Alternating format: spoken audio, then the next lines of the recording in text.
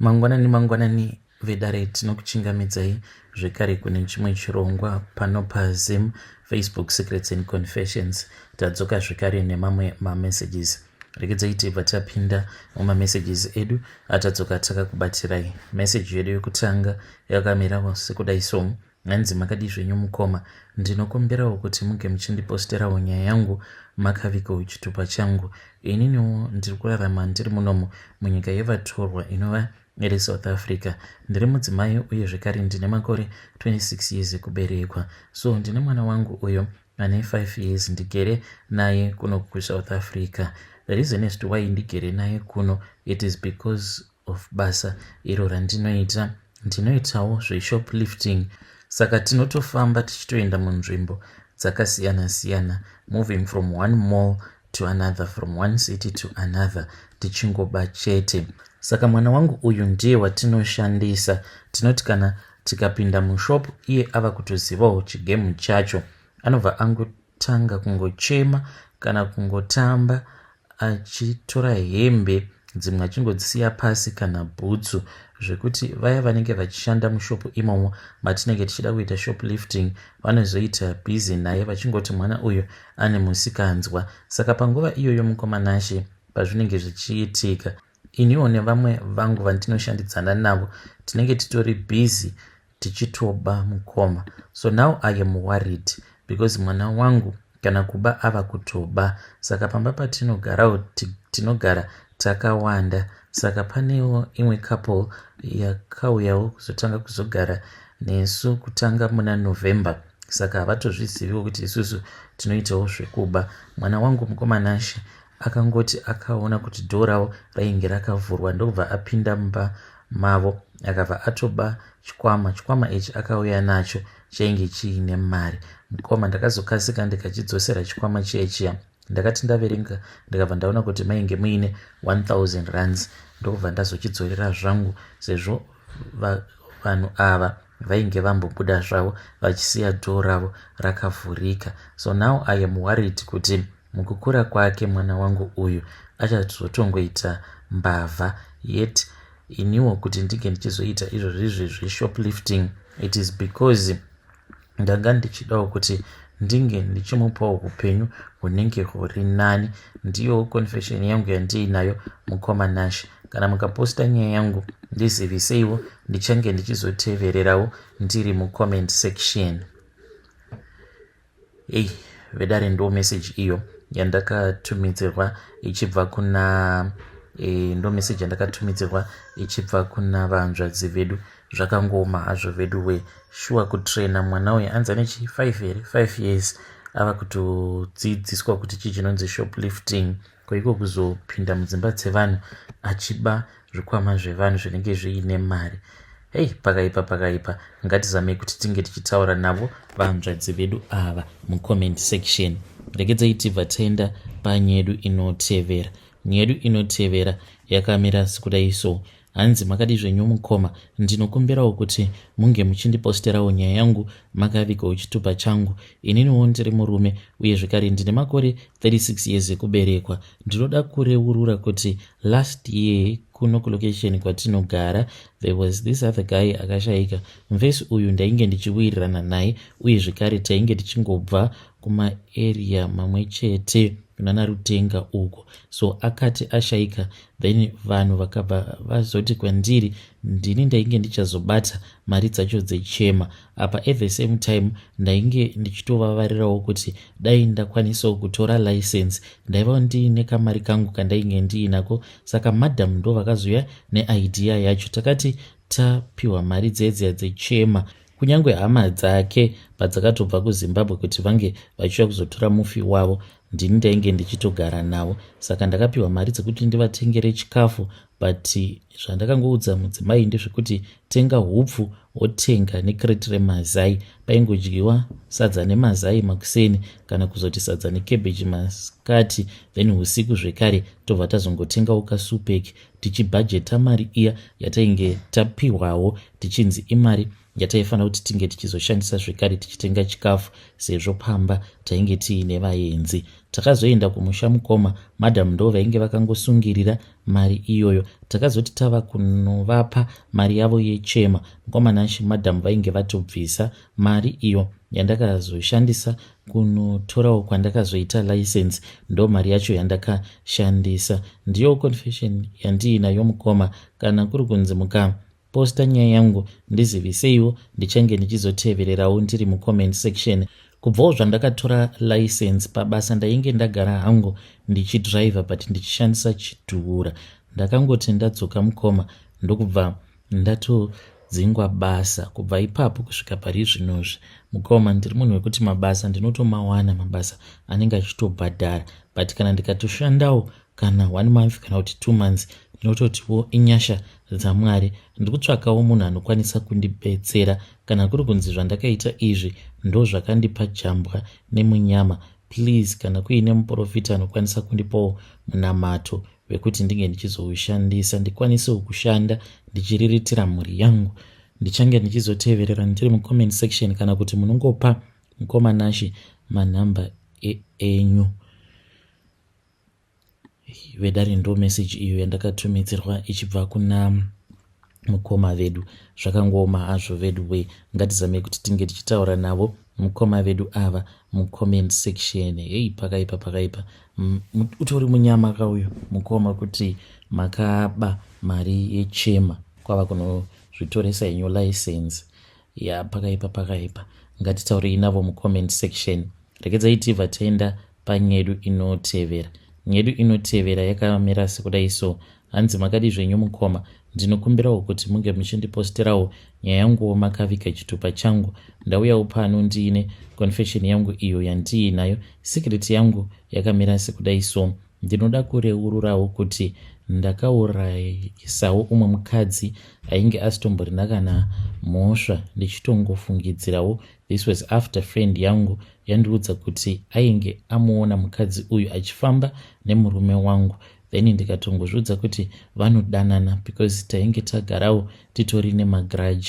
Ndakaramba ndichingoronda mukoma, and kana uine zvaunenge wava kutofungidzira unobva watoti zvimwe kudai chokwadi. Saka kwakazoti kwaitwa bira mukoma kuvillage kwedu.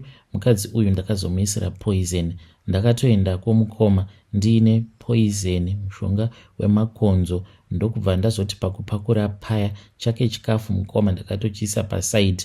Ndokubva ndatoenda ndakabata ndiro dzangu ndikabva ndapa iyo nevamwe vakadzi vaainge akagara navo. Ipapo ndainge ndatozviudza kuti afa either ndiye achafa kana kuti umwewo ndiye achafa. Ndokubva atotanga kutodya paya. Mukoma akazotanga kurwara usiku hwacho ihwohwo. Ndokubva ndangonzwa zvichinzi aenda kumba kwake. Mangwana acho makuseni mukoma ndopatakatonzwa zvichitonzi munhu ainge atotakurwa atoenda kuchipatara. Nyaya yacho yakanetsa mukoma, asi hakuna kana akambozvifungidzira kuti ndini ndainge ndaisira mukadzi uyu poison. Saka vanhu vepamba ipapo apo pacho painge paitwa bira vaitongofungidzira kuti zvimwe kuda pane wehukama ainge aisa poison muchikafu achida kuuraya umwewo wehukama. So nanhasi uno hakuna kana anotombozvifungidzira kuti ndini ndakamuuraya mukadzi uyu. Mukoma ndiyo secret yangu yandiinayo. When you post my story, please tell me, ndichange ndichizotevererawo ndiri mucomment section. Hey, vedari ndo message iyo yandakatumidzirwa ichibva kuna vahanzvadzi vedu.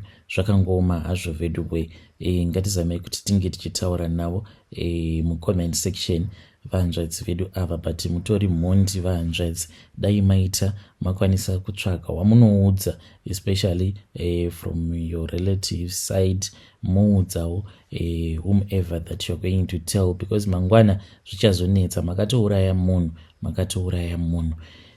Ngatitaurei nawo mucomment section. Rekedzai tibva taenda panyedu inotevera.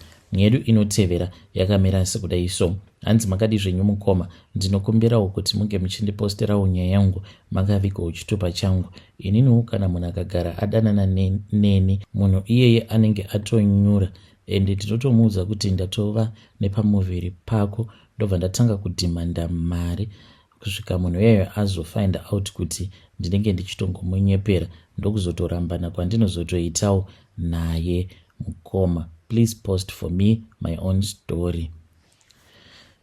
Vedari ndo message iyo yandakatumidzirwa ichibva kuna vahanzvadzi vedu. Zvakangoma hazvo vedu we. Ngatizame kuti tinge tichitaura navo vahanzvadzi vedu ava mucomment section. Hanzi ndokubasawo kwangu ikoko. Ndinotiwo kana ndikadanana nemunhu wandiri ndichidanana naye, ndobva ndatomudza kuti ndava nepamuviri, ndotanga kudhimanda mari kubva kwaari, kuzonosvikawo achizozviona kuti apa pandiri kungonyeperwa. Pakaipa. Regedzai tibva taenda panyedu inotevera. Nyedu inotevera yakamira sekudai so. Hanzi makadi zvenyu mukoma, ndinokumbirawo kuti munge muchindiposterawo nyaya yangu, uye zvekare ndiri kutsvakawo munhu wekuti anokwanisa kundibatsira. Ndiri kutsvakawo n'anga ine masimba. Ndine vamwe sekuru avo vainge vachindibatsira pose apa, but zvinhu zvacho hazvichanyatsokufamba zvakanaka, plus ndakabvawo mukunetsana navo sekuru ivavo, saka vakatondibhejera vakatonditi, iwewe kunyangwe zvikazonzi wapenga, ziva kuti ndini ndinenge ndakupengesa. Saka treat my confession as a matter of urgency. Zvakaitika mukomana ndezvekudai so. Mainge muri mugore ra2011 ndakauyawo kuno kuSouth Africa. Ndakati ndauya kuno ndobva ndatanga kushanda, ndikabva ndazodaidzawo shamwari yangu. Pandainge ndichiri kuZimu ndaiitawo zvemaflea markets, saka akabva azouyawo kuno kuCape Town, ndobva tatangawo kuitawo zvemaflea markets, but takatanga tichishandidzana, takangohodha stock yedu ndobva tatotangawo chitable chedu. Saka iye zvake mukoma zvakabva zvazotanga kungoflowa, so then kusaidi kwangu zvinhu zvainge zvakaoma. Saka ndakabva ndazobatwa nemweya wegodo neruvengo ndichiti, but inini ingawani ndini ndakatanga naro business iri, why iye abudirira? Ende akabva atotengawo chimotikari cheCity Golf chavakatenga iye nemurume waainge ava kugara naye. Apa kusaidi kwangu marelationships acho ainge akangodhakwa, ende ndichiti ndikabata mari iyoyo inokusvika pakupera pasina kana zvandinenge ndamboishandisa. Mukomana ashe ndo pandakabva ndachizotaurawo neimwe n'anga yekuZimu. N'anga iyi mukoma yakabva yanditi zvimwe zvacho zvinotoda mutori paground, so I had to travel from Cape Town ndokubva ndazodzokera kuZimu ndikanotaura navo sekuru vaya. Zveshuwa vakandibatsira. Sekuru ava vakabva vati shamwari yangu ainge aine lucky, natural lucky, ndokubva vanditi kuti iwewo unge uchikwanisa kuzoita lucky rakadaro zvinoti netsei, because iwewo uchinozvarwa ropa rako rainge ratogara riine jambwa nemunyama, nekuti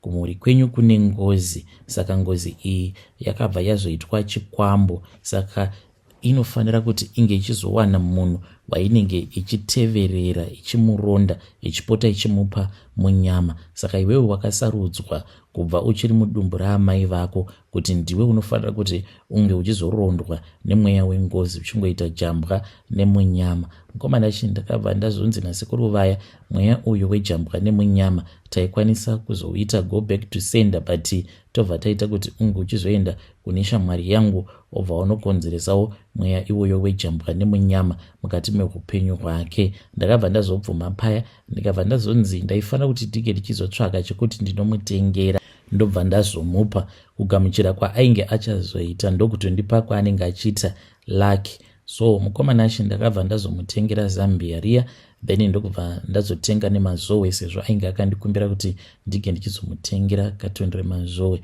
Ndichinosvika kuya mukoma ndakamupa dovi, mazowe uye zvekare neZambia.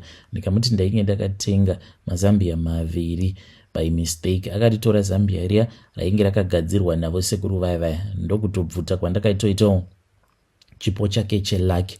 Kubva ipapo mukoma zvinhu zvake zvakabva zvadhakwa, then inini ndokubva ndachitanga kuita mari. Ndakaita mari mukoma kubva muna 2012.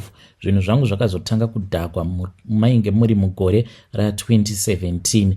Zvinhu zvakaoma mukoma. Apa munongozviziva kuti kana wava munhu kuti unenge uine mabusinesses, maexpenses ako anenge akawanda. Saka ndainge ndiine chikwereti chandainge ndakatora ndichida kukavha, but zvinhu zvakabva zvatowedzera kuoma. Ndo zvakazokonzeresa kuti ndinge ndichizoendawo kun'anga ndichinoromba, because it seems as if kuti iyewo paainge ofambawo achizama kugadzirisa upenyu hwake. Saka ainge oitawo mago back to sender. Dzimwe nguva ndaipatika pakati pausiku ndichirohwa. Kunyange munhu akatumidzira back to sender unokwanisa kusatozviona, but munhu wewe waunenge watumidzira back to sender anenge atori pama1. It is just that sezvo anenge ari munhu anenge achiziva nyaya dzake, iyewo nekusaidi anenge achingofamba achingoramba achingotsindira chete mwena kuti usabudamo mwena imomo. So mukoma nachi ndaigara ndichingorohwa, ndobva ndaenda kun'anga dzimwe dzemuno muSouth Africa ndichidzokera zvekare kuZimu. Kudzamara ndazoudzwa nevamwe sekuru kuti zviri nani kuti ndinge ndichingoromba, ndobva ndatongoita chikwambo changu. So mukuzoromba kwandakaita mukoma ndakapiwa kiti uye zvekare ndikapiwa nerimwe zizi. Zvinhu izvi ndinogara nazvo, but kana ari masikati hakuna kana anozviona. Unozoti kana hwava usiku paya ndo pazvinobuda zvikwambo zvangu izvi. Ndinototaura nazvo uye zvekare ndinofanira kuti ndige ndichizviurayira huku after each and every 3 days. Ndo pandinofanira kuti ndinge ndichizozvipa ropa. So kubva ipapo pandakaromba kusvika pari zvinozvi ndakangodonedza munhu 1 chete. Ndine umwewo munin'ina wangu wekwabamanini, ndiye wandakazourayisa. Ropa rake nanhasi uno ndinaro mukoma riri mudende. Ameno kuti ivo sekuru vekundirombesa ava vakazvifambisa sei, but here I'm talking about physical blood. Ropa racho mukoma rinongoramba ringori fresh at all the times. Saka zvinhu zvangu izvi zvinotombopota zvichiuya zvichizonwa, but hazvitombonwi ropa rakawanda, because hanzi gore irowo parichazopera ropa iri ndo pandikufanira kuti ndige ndichizouraya vana vangu 2, sezvo ndisina dzinza navo. Vanofanira kuti vange vachifa vari 2, asi kana iri hama yangu ndinongouraya 1 pagore. But ndakanzi ndichatanga nevana vangu gore iro rekuti ropa riri mudende kana razopera. Ndokurombawo kwandakaita mukoma. Ndainge ndichida kuzamawo kuti ndinge ndichikavhawo gap, because ndainge ndava kutumidzirwawo mago back to sender. Hama dzangu hakuna chinhu chinorwadza sego back to sender. Ndainzwa sekunge ndinenge ndichibayiwa pachipfuva changu. Tsono dziya dzainge dzichishandisiwa kumago back to sender dzose idzodzo mukoma dzaiuya dzichindibaya, even though sawira wangu uyu ainge asingatozvizivi kuti ari kuitira inini ego back to sender. So kubvawo pandakaromba nekuzochekeresawo mukoma munin'ina wangu, zvinhu zvangu zvakabva zvazoita back in order. But ndakazonetsana nasekuru vaya vakatanga kundibatsira, because pandakazoenda kudare kwavo handina kuda kuvazivisa kuti ndainge ndava nezvikwambo. Takanetsana mukoma nashi, because vakabva vazonohaka mhepo iya yechikwambo pandiri. Chikwambo chiya chikatanga kutaura chichitova challenger sekuru vaya. So mukoma nashi mushure mekunge ndataura zvandakataura, ivowo vakabva vatanga kupindurana neni, but takabva tazonetsana kusvika pari zvinozvi. Tiri kungoramba tichingonetsana, because vanoti wakauya kwandiri ndikakubatsira, after ndakubatsira ukaenda kune umwewo godobori akazokupa zvikwambo, and wava kuuya nezvikwambo izvozvo mudare mangu. Saka hanzi pavakahaka mhepo iyoyo mumweya vakabva vatotanga kutonetsana nen'anga yakandirombesa. Ndokusaka vakazondidzinga pamba pavo, vakabva vandipa warning yekuti kunyange zvikazonzi wapenga, anenge akupengesa ndini, nekuti waita kuti ndige ndichinetsana nemunhu wandainge ndisingatombozivi. Vedare ndo message iyo yandakatumidzirwa ichibva kuna vahanzvadzi vedu. Zvakangoma hazvo vedu we. Ngatizamei kuti tinge tichitaura navo vahanzvadzi vedu ava mucomment section. Hanzi n'anga iyo yakanditi wakonzeresa kuti ndige ndichinetsana neumwe munhu wandanga ndisingafaniri kuti ndige ndichizonetsana naye. Pakaipa. saka n'anga dzinotombonzwanana pamasimba. If you have any information about that, please do come to my inbox.